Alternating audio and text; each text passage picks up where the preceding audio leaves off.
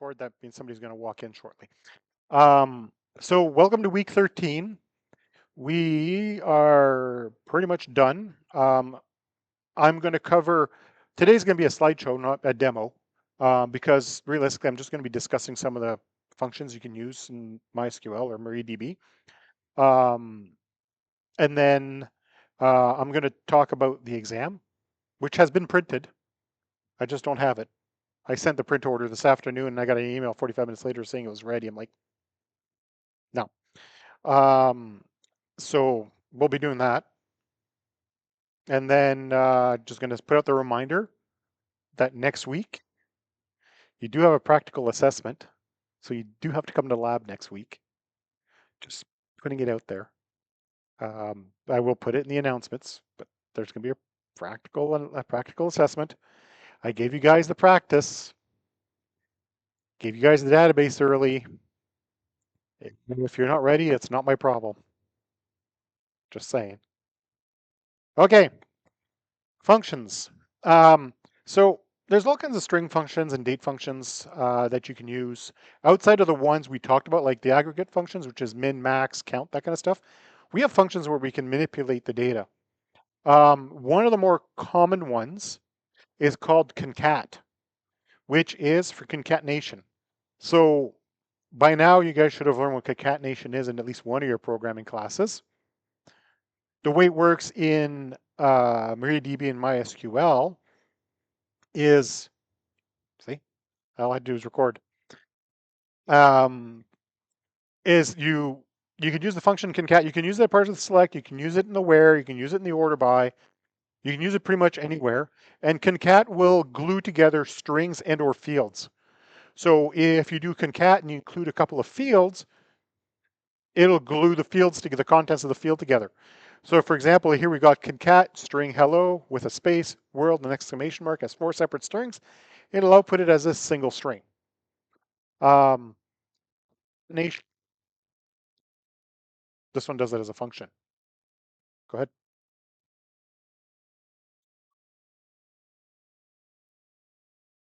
Files are 2 rows. It's coming. No, concat is row by row. There is a function for multi-row aggregation. I'm pretty sure that it's actually included in these slides. Otherwise, I'll have to look it up. Because every database server does it, but every database server does it differently. Oracle is terrible. It's like taking out your own appendix to get it to work. Postgres is super easy. I just don't remember what it's like in my. There's a function for doing a group aggregate, essentially. Then we have the case statement. That one's interesting. Basically lets you do an if statement as part of your select. I don't recommend doing this as part of your where clause because bad things are going to happen. But for example, you can actually, based on specific conditions, you can change the output on the fly. So for example, if you were to select the name, country, and then you also want to pull out the continent, and you want to say if the continent is like America, like ends in America, so that'd be North, Central, or South America, you could just get it to substitute to Americas instead. So you could take multiple outputs and just turn one. A bit like Trump's he's trying to rename it. So yeah, if in US equal this, make it this to make Trump happy kind of thing. And then you have an else condition. So with case, you can have multiple whens. It's just like a switch statement. So, except it's a little more powerful than your typical switch statement, because usually with the switch statement is you go switch and you give it a variable, then you go case one value, case another value with breaks, right? This one here is continents like America, then do this, but then you could turn around and say the next one could be a totally different field. So if the case when is this, do this instead. So you can actually do the rules as part of the case what would it be in JavaScript, a case switch statement. So, you got case one, instead of one, you could actually put a Boolean expression in there and do the math. Yeah, pretty much. And there's an if also in this. So the thing is with, um, there's a few different things you can do with the case statement that you can't do with the if. Um, whereas with it literally is like an if else, but it's only for specific outputting specific values. Different example. Here's the if statement. As you can see, the syntax is quite different than the switch statement. You go if your condition, output whatever, otherwise, basically with the if statement, at least in MySQL, it's literally if, and that's it. There's no if else. So if you want to have more than one condition, you use a case. If you just want to do a one-time substitution, it's your if statement. Um, and it'll return string or numeric as needed. It'll figure it out as it goes. If you want to have multiple if statements, you have to nest them, which is why the case statement exists. So if continent like America, put out Americas, comma, if continent is equal to Europe, output the old continent, otherwise output the continent. So you're putting an if inside the if, and you still have to catch the outside edge. This is way better written as a case statement, just saying. Much more better behaved. Much more better behaved. Much more legible. Let's go with that. Okay, so then we have some date functions. Um, so as you remember as I did discuss dates very quickly with you guys, normally with dates you tend to want to include the time because use a date time whenever you require a date because you can't invent time if you don't have it, right? If you need to report on something that has a time component, when you create a table and it says, hey, this is going to contain a date, just make it a date time. This is actually one of the weird things that I can say Oracle does well. It only has a date type. Date does date time. Timestamps does basically put you just ask it to format it out a certain way and you can get date, date time, whatever out of it. With MySQL and Postgres and Microsoft SQL Server and all those other database servers, you have date, date time, or whatever they decide to call it. So if you're storing the date time, the entire amount, but you just want to extract part of that. So you want to group on the years. What you can do is a function called year. So you go year, give it the date, and it'll only extract the year out of the entire date time string. You can do the same thing with the month, the date, day of week. Let's say you want to run a query that says, I want to know all the totals that happen on a Friday. So you do day of week with the date, and it'll 1 and 7. Don't remember if 1 is Sunday or Monday. And it depends on your locale, as in um, what locale your server's running on. So for example, in North America, Sunday will be 1. In Europe, Monday will be 1. So 1 to 7 will tell you what day of the week it is.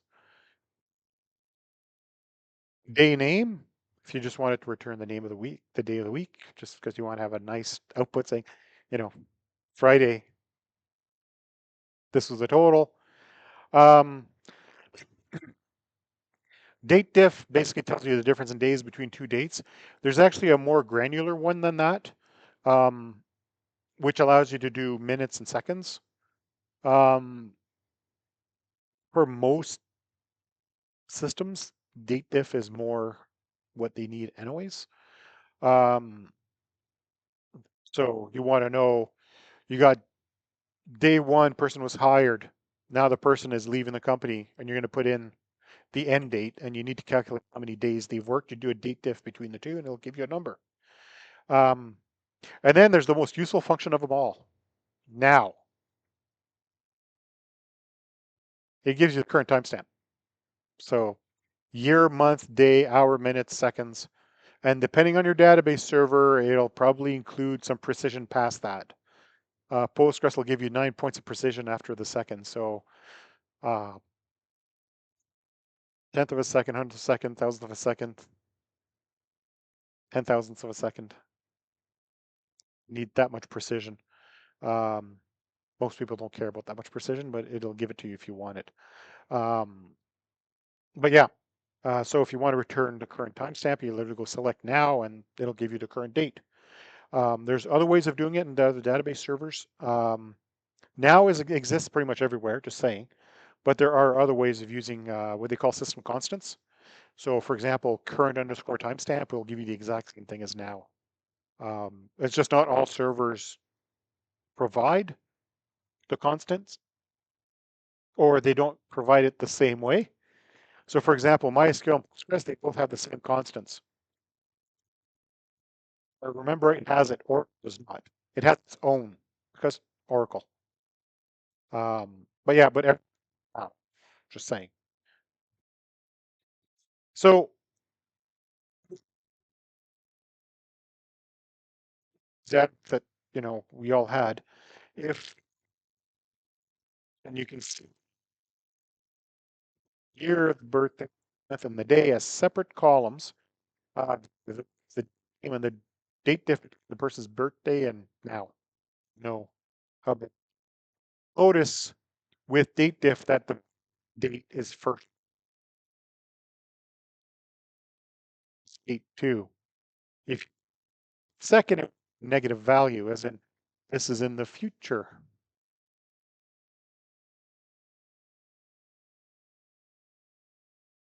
You just got to be careful how you do that. And the output from that would look, let me just zoom in a bit.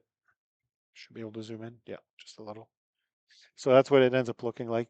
So there's the date, there's the extraction of the year, month, day, day of the week. Okay, so apparently Sunday is one. So whoever ran this example originally was running with a North American locale. There's the name, and that's the number of days since their date of birth to whatever day this was run. In actual fact, we could figure out now, take this number, add it to that, and I could tell you when they ran this query, in case you're curious. Um, just one of those things you can.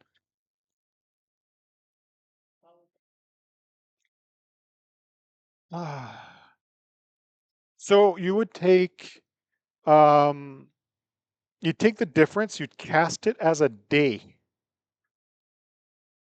So there's a way to cast it as a day, and then you take date one and date two and add them. Or the other choice you have is you could convert the birthday into a timestamp. Timestamp is number of seconds since January 1st, 1970. That's known as epoch. So then you take this number, you multiply it by 24, then by 60, and then by 60, and that'll give you the number of seconds, right? 24 hours in a day, 60 seconds in a minute, 60 seconds, 60 minutes in an hour, and then 6 seconds in a minute. And then you'd have two big numbers. You could add them up, and then there's a special command to convert that number back to a timestamp. There's a couple of ways of doing it, actually. Just cute tricks. Time permitting, I'll see if I can do it. All right. So this is actually one of the more useful functions. So you notice how data can have nulls? We discussed that, right? Sometimes rows will have nulls because you don't know the value. The problem is that sometimes nulls don't play nice. It's a fact. Nulls don't play nice with anything. They don't work well in JavaScript. Most programming languages hate nulls. Just because it handles them doesn't mean it likes that they exist. So, but sometimes you'll want to run a query where you don't know if the value is there, but you still need to return a string. So for example, you have an interface, it presents data to say the accountant. I love picking on the accountants because most accountants are not very technically minded. So if you ran a report to them, it would return value called null or return a blank. Accountants really don't know what to do with that. They'll look up because I know that for a fact because I maintain the accounting system at my old job. And every time the data was a little weird, the accountant was knocking on my door saying something's wrong with the database. The world is burning. We won't make ends meet, et cetera, et cetera. And just because somewhere along the way a null got added and suddenly he had rows with blanks. So I made some changes in some of the calls to the report so that when there was a null, and it would look exactly like this, the coalesce function. So what coalesce does, it says, okay, it's like an if statement, okay, where if this is null, do this. But the function goes, if the language contains a null, output unknown instead. The thing is that the coalesce function exists in pretty much every database server. It's pretty much global. Whereas the case statement and the if statement's different server by server. So if you're trying to write SQL that is portable across platforms, coalesce is your go-to. Also, coalesce runs a lot faster than the if statement and a lot faster than the case statement. I guess it's just better optimized because it's essentially an if statement, but it's going, hey, you're going to be expecting nulls here, and if ever see a null, just do unknown. Out it goes. Um, it's a good hand. It's a really helpful.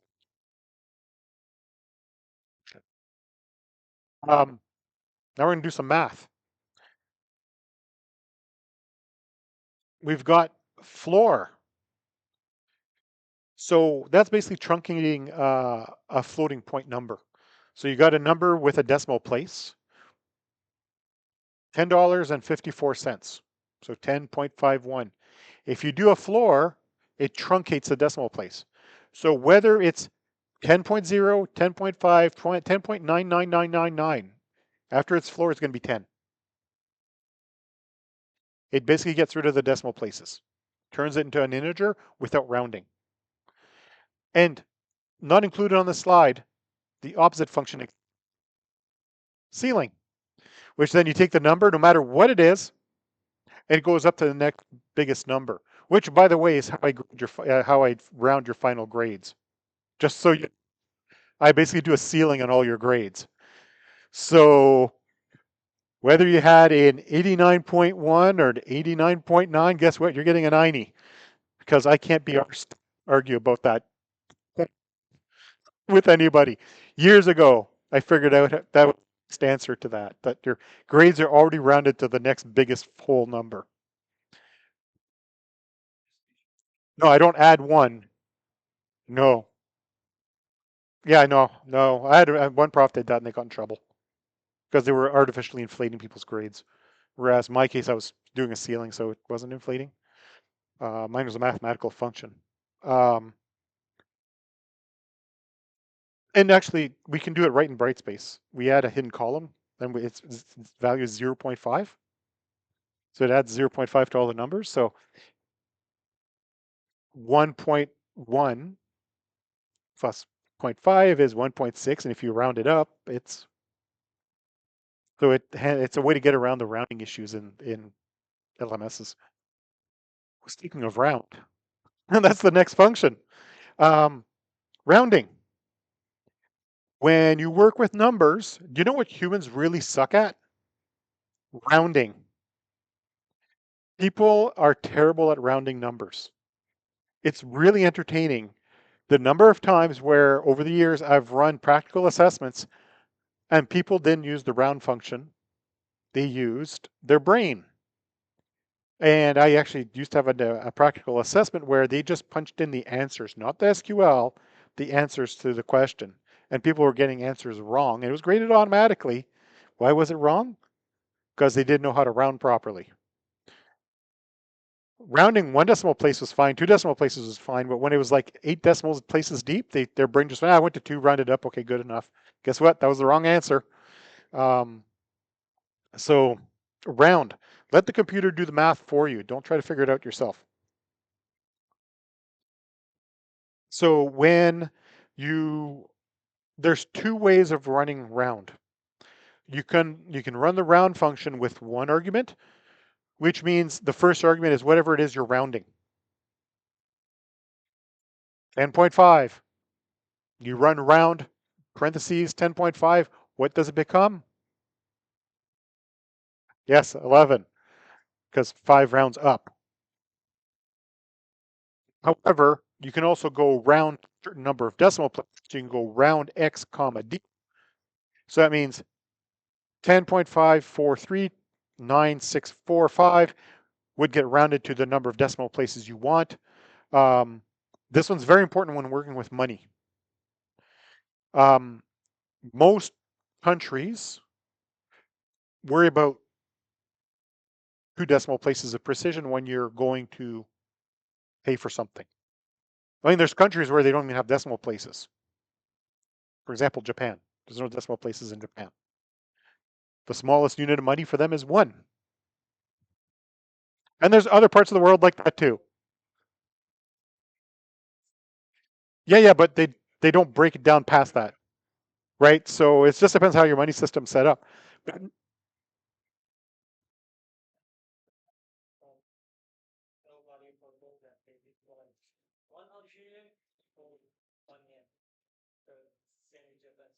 Okay, there you go. That's cool. But most accounting systems keep 4 to 5 decimals of precision.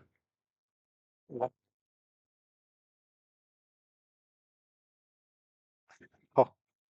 But the one reasons why is often things don't always multiply the way you expect, especially if you're dealing with multi international currencies. So the company I used to work for was a Canadian company. Our bank accounts were Canadian.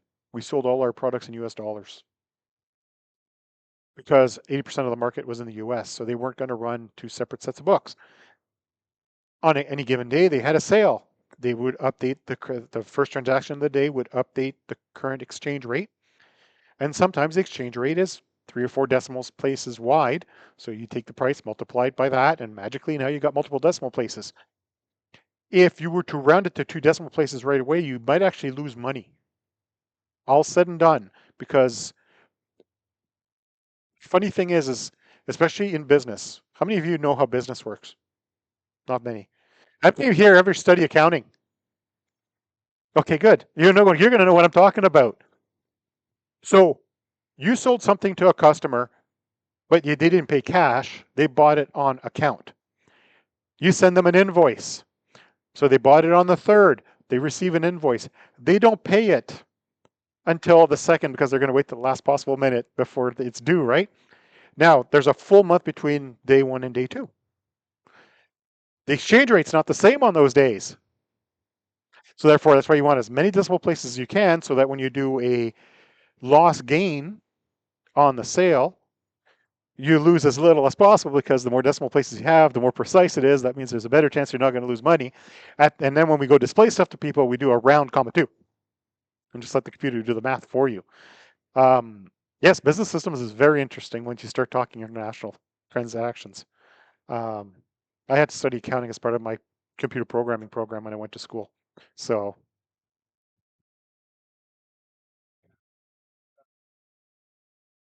I know exactly how money moves in a business. I could write it. I could write you a system that does it. I've written a system that does it. So yes, but just all that to talk about how rounding is important, right? So the less the decimal places in the database, round it for display.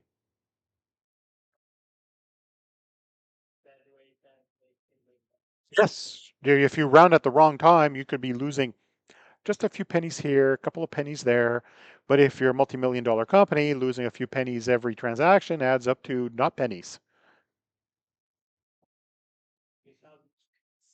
Yeah, well, there is actually somebody who got busted, and that movie was based on a true event.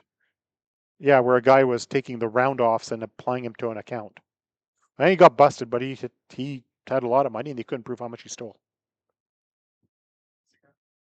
There's no record. All right. Actually, here's some examples of rounding. So the slide shows you how it behaves. Okay. And earlier you were asking if you wanted to concat multiple rows into a single row. That's the function. Group concat. So group concat technically is an aggregate function. It's not a string function or a math function. It's an aggregate function. So what you do is you go select whatever the country code and you go group concat the language. And then you give it a name because you always have to name it. But then you're going to group by the country code. So what it's going to do is going to go through every row, and for every country code, it's going to go, oh, this one belongs to country code, this one belongs to this country code, this one belongs to this country code. And then when it goes to output it, it comma delimits the whole thing. So suddenly you have a row with, you know, in ABW, whatever country that is, they speak Dutch, English, Papiamento, and Spanish. Um, you know, uh, Afghanistan, they've got that list, and the AGO, whatever that is, no, they got a lot of languages in there.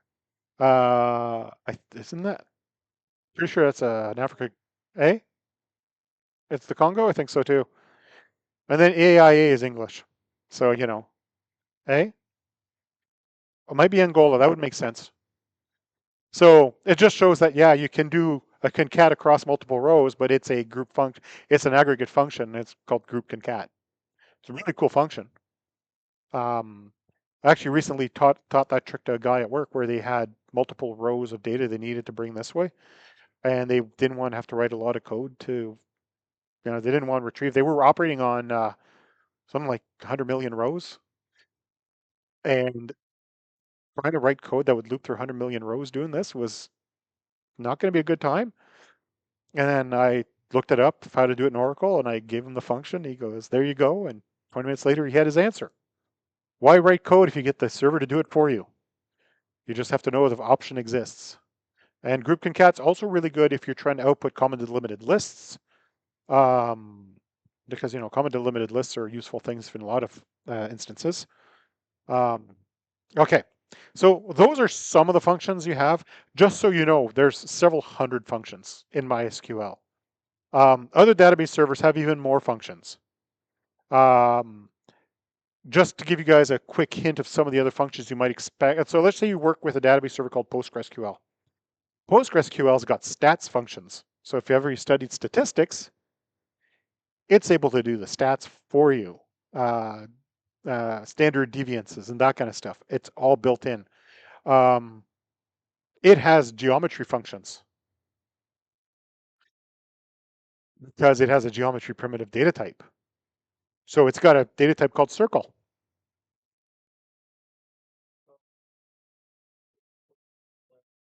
Oh yeah, it's got tons of stuff.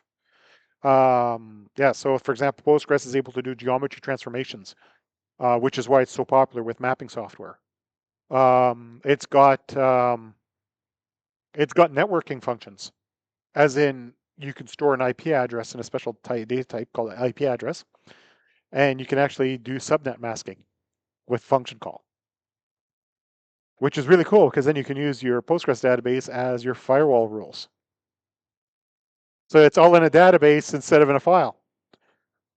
Just cool things. Oracle's got a bunch of functions of its own too that I've never seen anywhere else. Oracle and Postgres both share the ability to parse JSON files. It has JSON functions to parse JSON. Microsoft SQL Server's got a bunch of functions to interact with the operating system, which is kind of cool too. Yeah, so essentially, if you're trying to do something difficult, before you go try to write complicated code, go spend 5 minutes Googling, see if there's a function in the database to do it for you. Because I guarantee 8 times out of 10, I'm not going to say 90% of the time, 80% of the time, somebody's already written a function to do the exact thing. And even then, there's probably a way for you to write your own function so it lives in the database and not in your application. As a rule of thumb, database servers are very, very good at handling data. And so it'll have very good functions and very good at managing those functions. Odds are it's going to do it way faster than anything you could write unless you're writing core database code. And if you're at that level, power to you. Not me. I'm a business systems guy. Okay. So officially, we've hit the end of the topics for the semester. Okay. There is no new content. That was it. Line drawn in the sand today at 6:02 p.m. Right? 6:02. I need new glasses. I can't read the time on my laptop. All right, so time for the exam information. April 17th, right? Wait, I think that's wrong. Did I not? Oh, hang on, I just want to double check before I commit to that 5:30. I thought it was at 6, but it might be 5:30. I'm proctoring another exam, so I might have gotten confused when I was dealing with that. It's at 6, not 5:30. It's at 6. Oof, thank in 2 weeks. 6 p.m. also known as 1800 hours for non-North Americans. Okay, so sorry, moment of panic. It's at 6 p.m. April 17th. It's in C153A. That'll be the first time I've ever been in that room. I had to look it up today. No, not CA. C. Hang on. It's coming. This. Did you know there's detailed maps of every floor of this school? I found them like so. Algonquin used to have a room finder. Actually, had a web-based room finder. You punch in your room number, and it would pop open a map and show you where it was on the map. But apparently, they were not. They had to take that down for whatever reason. About 5 years ago, or around COVID time. Um, but now I finally discovered they actually have detailed maps of every floor of every building. Yeah, no, they finally got them all in this. I don't remember the exact URL, but so this is the ground floor of C building. Okay, so over here is B building. You know that terrible cafeteria area that's so loud. You're gonna come around you come around this corner. You go this way. You go past the world's smallest bathrooms, right? Over here is the big lecture halls. I love these lecture halls. So these are the really big lecture halls, the biggest ones in the school. They're the auditorium ones. They're like 45-degree slant. You're gonna go past that. You know that fancy room where they have like all the presentations and like the fancy dinners and stuff? It's across the hall from that. So when you take this left hand, if you go over here, these are the main stairs in C that go all the way up, all the way down. And this, if you take tests in the test center, it's downstairs here. So the room is right there. Um, this used to be financial aid. Years ago is where the financial aid office was.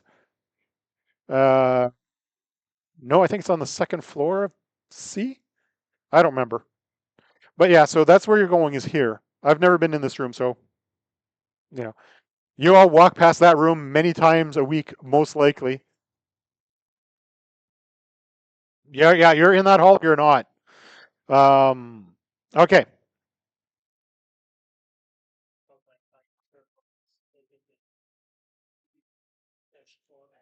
Exactly. All right. So it's 1.5 hours.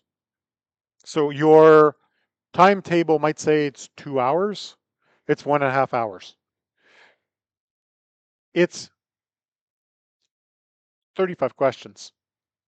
Like an hour and a half for 35 questions. Like you guys, most people here were done in the midterm in like 15 minutes and less. Yeah, and everybody did. Yeah, exactly. So it's an hour and a half. It is going to be on Scantron. Um, yeah, so it should be on Scantron. We'll see if I can get the Scantron sheets before then because my timing is weird and I never seem to be able to hit the test center at a time that I can get the Scantron sheets from them. Worst comes first will be like the midterm and I'll have to hand grade it. Yay, it takes me like an extra hour. Uh, you know, um, it. You guys done Scantron yet? How many of you have done Scantron before? Okay, one hand, two hands, three hands. Okay. Oh, maybe I'm gonna skip Scantron. It's yeah, I might just skip Scantron. Never mind. You know what? I'm just gonna skip the Scantron. Trying to do a Scantron test for people who have never done Scantron ever. I don't want to be the first one to do it to you. Yeah, but you know how many people screw that up? The number of people have come in and done it with a pen instead of a pencil, or the ones that forget to put their student number or their name. No, never. You know what? No, to hell with it. The group's small enough. I'm not doing Scantron. Decision made right now, as I realized. Okay, so here's the breakdown. There is some stuff from before because there's no way to write a test that has to do with SQL unless some of the older topics show up. I'm going to post this on Brightspace. For those of you taking pictures, I always wait for at least one or two phones to go up. Then I say, I did post it for the midterm, so I'm going to do it again. Right? So there's going to be 8 questions that basically focus on the where clause. It'll be a little more focused on what we did after the break, but it's the where clause are there. Like statement will show up again. It's basically a remind. It's basically you're still going to study everything you learned, but it's by now you should have been using all these things all semester. So there's a couple of questions about DDL because just let me make sure you guys remember how to do that. Some stuff about column cycle selection, but we're going to have one question on views. One, two, maybe two. One or two. Um, I'm trying to remember because I had to change a question from last semester because I was stupid. They had one of those question 23. The answer is A moments with them because I put in something that didn't apply to them. Um, but yeah, there's one or two questions for views. It's not the end of the world. They're fairly straightforward. 8 questions about aggregate functions because that was a big part of this second half was the aggregate functions. So there's 8 questions that have to do with what aggregate function would do this, and what does group by do, and having, what does having do? And then there's 5 questions that focuses on subqueries and joins. So that's basically the breakdown of the questions for the semester, for the exam. So 35 questions, that's the breakdown. No, there's no practice exam. You didn't have one for the midterm. You're not going to have one for the final.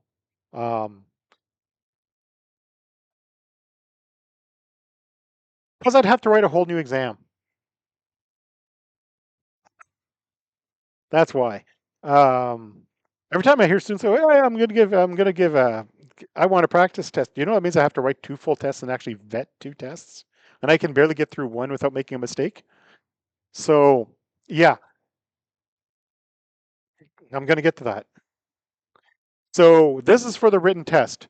Um, so a few things about in-person tests like the midterms and the exams. Um,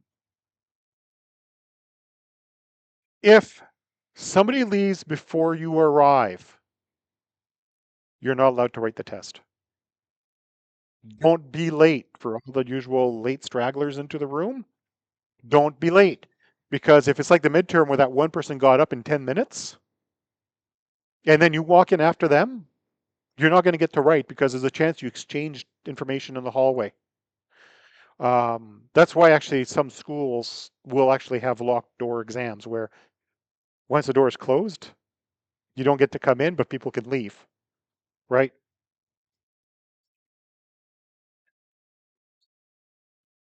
Just be fair to everybody else. But yeah, so realistically, I'd if you're done in 10 minutes, cool beans. If you just get up and leave, you might be screwing somebody else over. But that's up to you. That's on your conscience, not mine, because I don't care. If you can't be here on time, that's not my problem.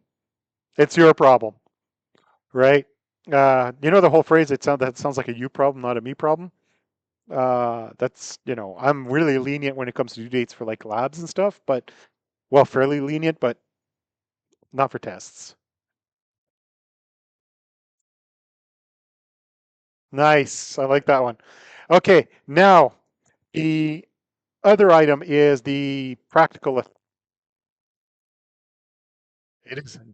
I'll put that in the announcement. I just don't have it written in a notepad. It will be obviously in person during your regularly scheduled lab period. Um, I was actually really debating if I was going to do it this week, but then I decided not to because some people haven't even done the last lab yet, so it's probably not fair if they haven't had a chance to practice. Um, so it's in person in lab next week. There will be an attendance sheet just like last time, as long as I remember to bring it. Um, It's open resources, let's call it that. No text messaging, no Signal, no Telegram, no Discord, um, no Facebook Messenger, no none of that crap, please. Please, none of that. Just don't make my life hard, okay? Um, Now, I gave you guys the database early, including the instructions. Please have that loaded before the start of lab. It's chunky. It's not like the other ones that ran in 10 seconds. Originally, I actually made it faster than it was originally. Originally, it was 3 separate files. And when I ran it on um, my old laptop, no, was it? No, it was this laptop. I ran it on. And by the way, this is an Ultra 9, an i9 with 32 gigs of RAM and a really fast hard drive. The original import took 15 minutes. What I did is I imported all the data and I exported it as a proper backup, which is why you guys can just do a right-click import, and it runs the whole thing really quickly because it's as a backup format, not as a really fat SQL file.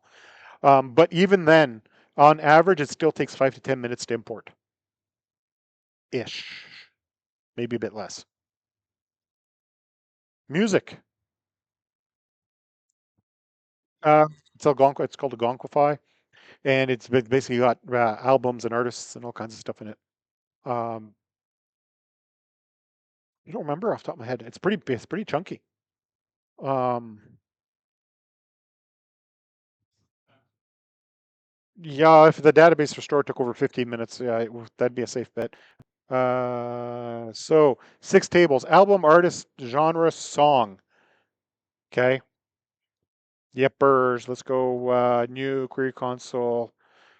Select the count of star from songs.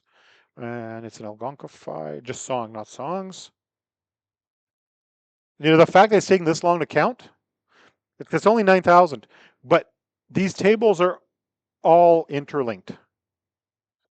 They're user, song, listen, 657,000 rows. If I go album, 732 albums. So take the time to get comfortable. And none of this is real. That's the albums. I mean, let's go grab artist. Some of them are real artists. Some of the albums are not. So, there's actually a fair amount of pretty real data in this. Um, Realistic data. So make sure you have this restored before your practical assessment. Take some time to get familiar to the data that's in it. It's going to make your life go so much faster, so much better. And then do the practice test repeatedly. Like, do it once and then promptly forget it. Wait a day and do it again. Because I know for students, the second they walk out of the room, it's all gone. So do it a couple of times. I'm realistic, okay? I mean, I do it at work as people say, make sure you do this, send me an email, because by the time I get to my cubicle, it's gone. So do the practice test. Because last semester, they didn't get a practice test. Well, because I inherited the course as is, and I ran it as is, and they never had practice tests. Holy crap, the students suffered. They all came out of going, that was hard. I didn't expect it to be that hard. I went through it and I didn't think it was that bad. But if you're going into it without practicing, I could see why it would be hard. So the practice test is literally one of the tests from last semester. It's a real test. It's like what one of the groups of students did. And these tests are pretty much the same. There's slightly different variations, but they're all roughly the same kind of tasks. So cool. There's no DDL. So you're not creating tables or inserting rows or any of that. It's pure select statements and joins and aggregate functions. So Take the time, get comfortable with the material, practice it, and then away you go. So that brings me to the end of today. I will physically be here next week during this class time, because if I don't come, I don't get paid. So I'll be here. Just saying. I'm calling it the way it is, right? I'll probably be sitting here grading. If anybody has questions about any of the stuff, either for the exam or the practical, then basically it's a drop-in session. So you got an hour to come here and ask me, well, 50 minutes to come here and ask me questions. Cool. Any last minute questions in the last 2 minutes we have before we have to leave this room? I've gone pretty good at summarizing the requirements for tests and stuff.